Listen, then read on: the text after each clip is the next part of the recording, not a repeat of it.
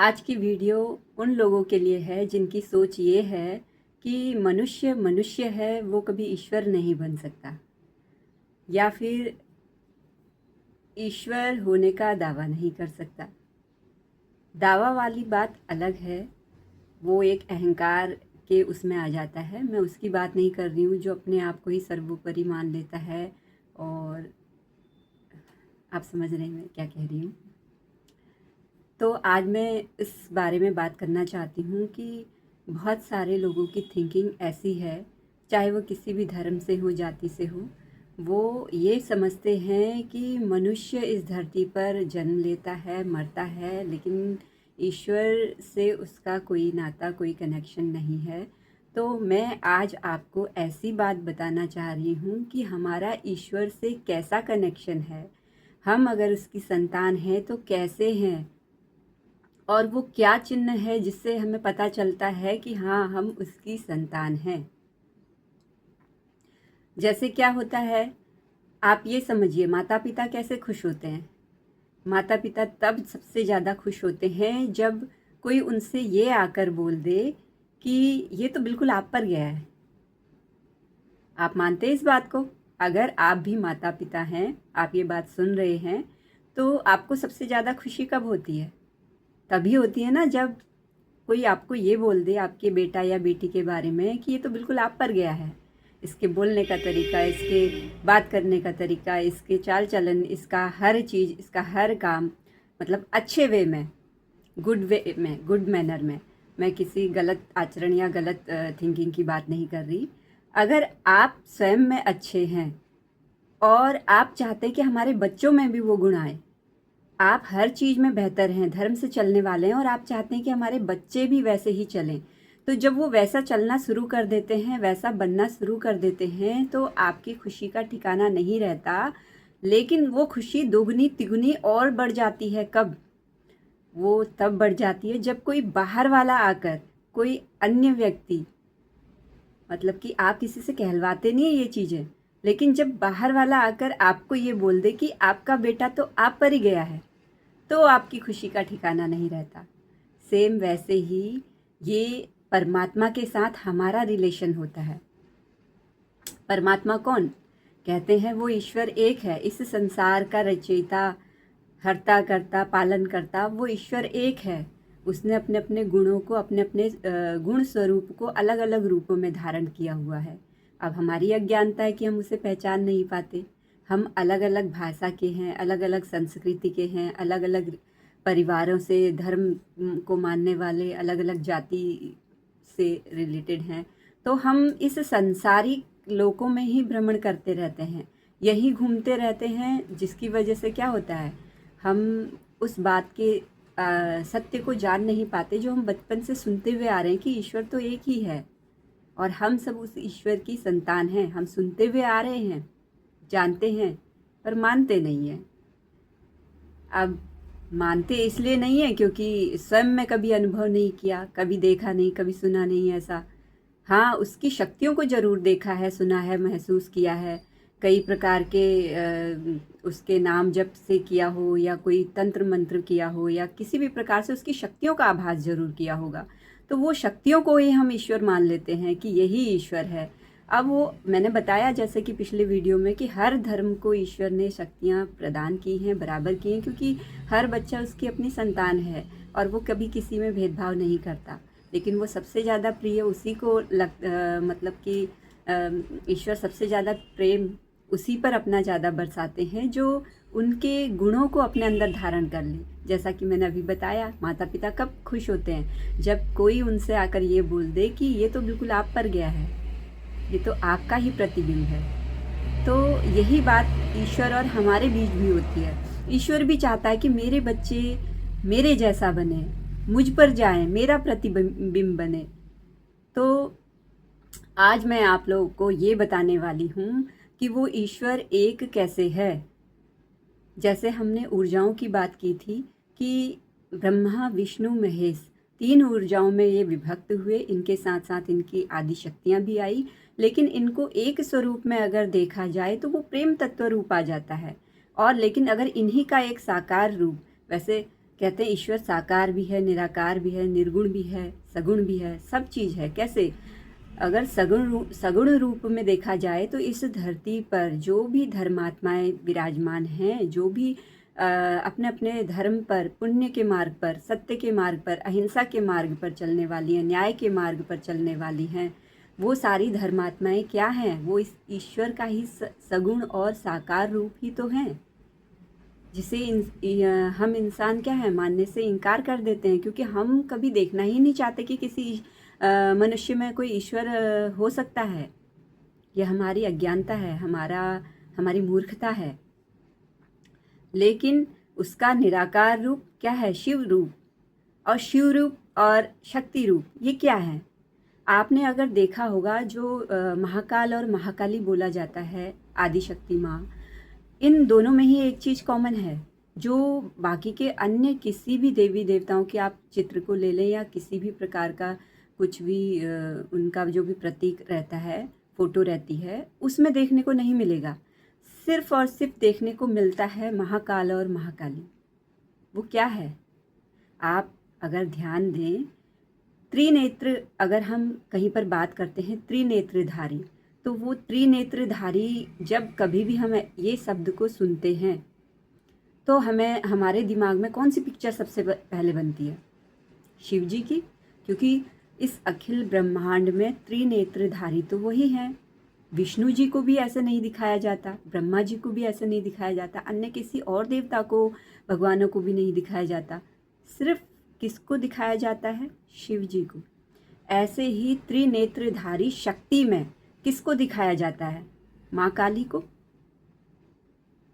समझ रहे हैं आप मैं क्या कह रही हूँ? और अन्य जो शक्तियाँ हैं, माँ सरस्वती, महालक्ष्मी और जो भी हैं, क्या उनको त्रिनेत्रधारी में दिखाया जाता है? नहीं दिखाया जाता है। और इनके अलावा एक और व्यक्ति, मतलब सॉरी व्यक्ति नहीं, इनके अलावा एक और है इस संसार में जो त्रिनेत्रधारी है।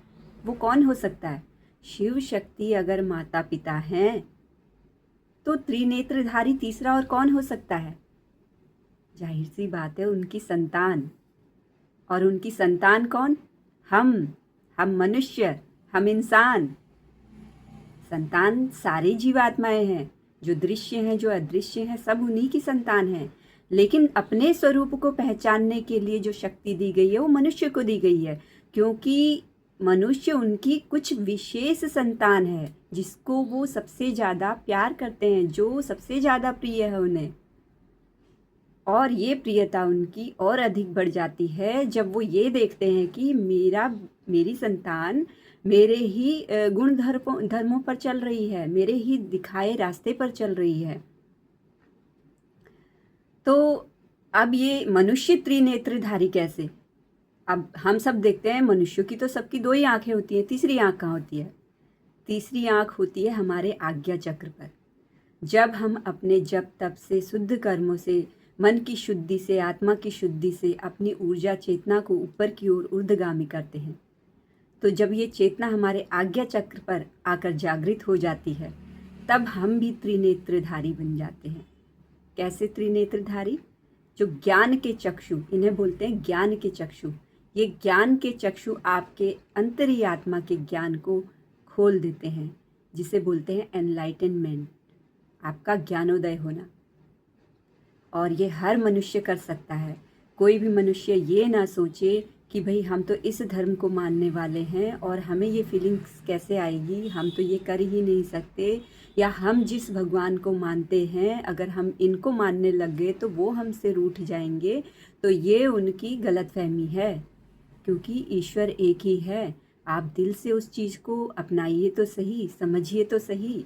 वो ईश्वर किसी में भेदभाव नहीं करता। उसने 24 घंटे सबको दिए हैं, बराबर दिए हैं। उसने प्राण तत्व सबके अंदर समान रूप से भरा हुआ है। उसने सांसें सबको समान रूप से दी हैं। उसने शक्तियाँ सभी को समान रूप से दी हुई हैं। उसने कोई भेदभाव नहीं किया है। भेदभाव किसने किया है? केवल मनुष्यों ने किया है, मनुष्यों के साथ किया है। और जो अपनी अज्ञानता के वश किसी एक ही धर्म पर विशेष बल देते हैं, देखिए हमने जिस भी धर्म में जन्म लिया है, मैं सबसे पहले हमें उसका सम्मान करना चाहिए। मैं उसको छोड़कर दूसरे धर्म को अपनाने की बात नहीं कर रही हूँ, मैं सत्य को जानने की बात कर रही हूँ, उस ईश्वर को अपने अंदर धारण करने की बात जान रही हूँ, उसकी बात कर रही हूँ। बाहरी दिखावे के धर्म को छोड़ने की बात नहीं कर रही। एक चीज़ मैं आपको बताऊं कि ईश्वर तो एक है, पर हम उसे अलग अलग कैसे जानते हैं। जैसे मैं क्या एग्ज़ाम्पल दूं आपको। आप समझिए मोबाइल, हम सबके हाथ में मोबाइल है। हमारी भाषा में उस मोबाइल को मोबाइल कहते हैं, किसी अन्य की भाषा में उस मोबाइल को कुछ और बोलते हैं, और किसी अन्य की भाषा में, जैसे सबकी भाषाएं अलग अलग होती हैं, कोई पंजाबी है, कोई सिख है, कोई पुरबिया है, कोई देसी है, कोई बंगाली है, तो बंगाली में मोबाइल को कुछ और बोला जाएगा, पंजाबी में मोबाइल को कुछ और बोला जाएगा, और इस तरीके से अन्य कई भाषाओं में कुछ और बोला जाएगा। सेम इसी तरीके से हर धर्म में उस एक ही चीज़ को अलग अलग नामों से जाना जा रहा है। तो उसकी जो उत्पत्ति हुई, उस हमारे धर्म में तो ये हुआ, सबसे पहले ये आया, फिर ये आया, फिर ये हुआ। तो हर कोई बता तो वही रहा है कि पहले ये हुआ था, फिर ये हुआ था, लेकिन क्या बता रहा है? अपनी भाषा में बता रहा है, जिस वजह से वो दूसरे की भाषा सुन रहा है, लेकिन उसे उसकी भाषा समझ में नहीं आ रही। क्यों समझ में नहीं आ रही? क्योंकि वो तो अपनी भाषा को जानता है ना, दूसरे की भाषा को थोड़ी जानता है। तो उसे केवल अपनी भाषा समझ में आएगी, दूसरे की नहीं आएगी। लेकिन जब वो अगर गहरे ध्यान में जाए, अपने कर्मों को सात्विक रखे, मन की शुद्धि रखे, हर तरीके से वो जतन करे जो ईश्वर, उनकी भाषा में भी ईश्वर जो उनको बता रहा है कि इस तरीके से जीवन को जीना है, ऐसे चलना है, तब अगर वो उस राह पर चलता है तो उसको ये जो अन्य भाषाएं हैं ना, जो अभी आज समझ में नहीं आ रही है, तब उसके अंदर वो एनलाइटनमेंट जागता है, जब उसे सारी अन्य भाषाएं भी समझ में आने लग जाती हैं कि हाँ, ये लोग भी इसी की ही बात कर रहे हैं, तो हम सब एक ही ईश्वर को पूज रहे हैं, वो एक ही ईश्वर तत्व हम सभी के अंदर विराजमान है। तो हमें आपस में किसी के साथ कोई भेदभाव नहीं करना चाहिए, सिर्फ रहना चाहिए प्रेम भाव। और अगर इसके बावजूद आपको, अगर आपके धर्म की किताबों में कुछ ऐसी बातें सुनने, देखने या पढ़ने को मिलती हैं जो बिल्कुल ईश्वर तत्व के विपरीत है, जिसको अगर देखो, अगर आपकी आत्मा शुद्ध है, आपका मन शुद्ध है, और आपने एक प्रण ले लिया कि अब मैं सच्चाई अच्छाई की राह पर ही चलूँगा या चलूँगी, अगर आप ऐसा करते हैं और अपने ही धर्म की किताबों में कुछ ऐसी चीज़ें पढ़ते हैं, ये हर धर्म की बात है, सिर्फ एक धर्म की बात नहीं, अगर आप अपने ही धर्म गुरुओं के मुख से ऐसा कुछ सुनते हैं जो विरोधाभास पैदा करते हैं, जो ऐसी बातों को मानने से हम इनकार कर सकते हैं, इसमें कोई बुराई नहीं है, कि जो बातें धर्म के नाम पर अधर्म सिखाती हो, उसका त्याग करना ही सबसे बड़ा धर्म है, और यही सबसे बड़ा ईश्वर तत्व का गुण है। जब जागो तब सवेरा, हमें जब ज्ञान की प्राप्ति हो जाए, जब हम जागने लग जाएं, तभी हमारे लिए सवेरा है। और अपने उस सवेरे को हर रोज एक नए सवेरे के साथ में बदलना शुरू कर दो। हर रोज उससे प्रार्थना करो कि मुझे मार्गदर्शन दे, जो सही धर्म है, शुद्ध धर्म है, उस शुद्ध धर्म को मुझे पहचानने की शक्ति दे। आप सच्चे भाव से हर रोज ये प्रार्थना करना शुरू कर दीजिए, आपको देखना कहीं ना कहीं से उससे संबंधित कुछ ना कुछ जानकारी मिलना शुरू हो जाएगी, कुछ ना कुछ वीडियोस मिलना शुरू हो जाएंगे, कुछ ना कुछ ऐसे आपके आसपास का माहौल परिवर्तित हो जाएगा, या आपका ऐसे लोगों के साथ उठना बैठना शुरू हो जाएगा जो आपको कहीं ना कहीं उसी तरीके के ज्ञान की ओर, जिसकी जिज्ञासा, जिसकी लालसा आपके अंदर है, जिसकी तड़प आपके अंदर है कि मुझे अब सत्य को जानना ही है, कि सत्य आखिर क्या है, ईश्वर आखिर क्या है। जब तक आपके अंदर ये तड़प नहीं आएगी, जब तक आप ये जानने की कोशिश नहीं करेंगे, तब तक वो ईश्वर भी आपको प्राप्त नहीं होगा। आप क्या करोगे? आज आप मेरी बातों को सुन के हो सकता है थोड़ी देर के लिए पॉजिटिव हो जाएं, फिर कुछ अपने मतलब दोस्तों से या आस पड़ोस के लोगों से या अपने कोई धर्म गुरु से या किसी भी बंधु बांधवों से बातचीत करें, और हो सकता है कि उसमें वो पॉजिटिव हैं कि नेगेटिव हैं, आप इस बात में के लिए अवेयर नहीं हैं कि उनकी अपनी सोच क्या है, उनके अपने कर्म क्या है। आप पॉजिटिव तो हुए थे, लेकिन अब पता चला कि आप सामने वाले के पास जाकर फिर से वही नेगेटिव हो गए, उसने आपके सामने कुछ ऐसे तर्क रख दिए जिसका जवाब आपके सामने है ही नहीं। अब कहीं ना कहीं क्योंकि आपके पास जवाब नहीं है तो आप ये मान के सोच के बैठ गए कि हाँ, इसने तो जो बोला था वो तो सही बोला था, तो ये भी सही कह रहा है, तो इसका मतलब फिर इस बात को यहीं पर छोड़ देते हैं। ऐसा नहीं करना है। आप छोड़ दोगे उस चीज़ को तो फिर कैसे पहुंचोगे मंजिल तक? मंजिल तक पहुंचना है, सत्य को जानना है, या अपने आप को उस इस सत्य की अनुभूति तक लेकर जाना है, तो सबसे पहले अपने ऊपर ही काम करना शुरू कर दीजिए। आप देखिए, किसी भी अब आपके मन में ये वाली बात भी ज़रूर आती होगी कि अब हम किसका नाम लेना शुरू कर दें, या किसको जानना शुरू कर दें, या कहाँ से शुरू करें, या क्या करें। सबसे पहले तो आप अपनी सांसों पर ध्यान देना शुरू करें। मेडिटेशन के बारे में जानना शुरू करें कि मेडिटेशन क्या है, क्योंकि जब तक आपके माइंड में क्लियरिटी नहीं होगी तब तक आप उस ईश्वर से अपना कनेक्शन नहीं बना सकते हैं। माइंड में, अपने मन और आत्मा में शुद्धि के साथ साथ शांति का होना भी ज़रूरी है। तो मेडिटेशन के बारे में पहले ध्यान दें कि मेडिटेशन क्या है, कैसे किया जाता है। और सबसे अगर प्योर फॉर्म में मेडिटेशन के भी बहुत सारे प्रकार होते हैं। कोई संगीत सुनकर मेडिटेट होता है, कोई वाणी सुनकर मेडिटेट होता है, कोई कैसे मेडिटेट होता है।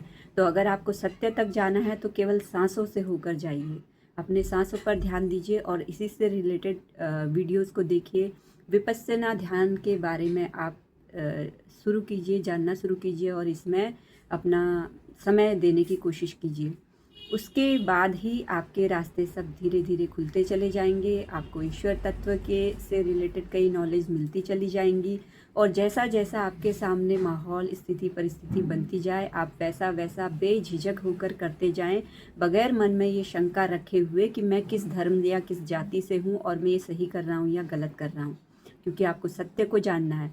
हाँ, ये है कि आप अपने अंदर अवेयरनेस ज़रूर रखें कि अगर मैं ये कर भी रहा हूँ तो इसका मेरे जीवन पर प्रतिकूल प्रभाव पड़ रहा है या अन्य के जीवन पर प्रतिकूल प्रभाव पड़ रहा है या नहीं। तो आज की वीडियोस भी लंबी होती जा रही है, मैं यहीं पर ख़त्म करती हूँ। मेरी आने वाली और वीडियोस के नोटिफिकेशन आपको मिलते रहें, इसके लिए मेरे चैनल कल्पना अधिकारी को सब्सक्राइब करके रखिए, बेल आइकन को दबा कर रखिए। तब तक के लिए धन्यवाद। हर हर महादेव। जय महाकाली, जय महाकाल।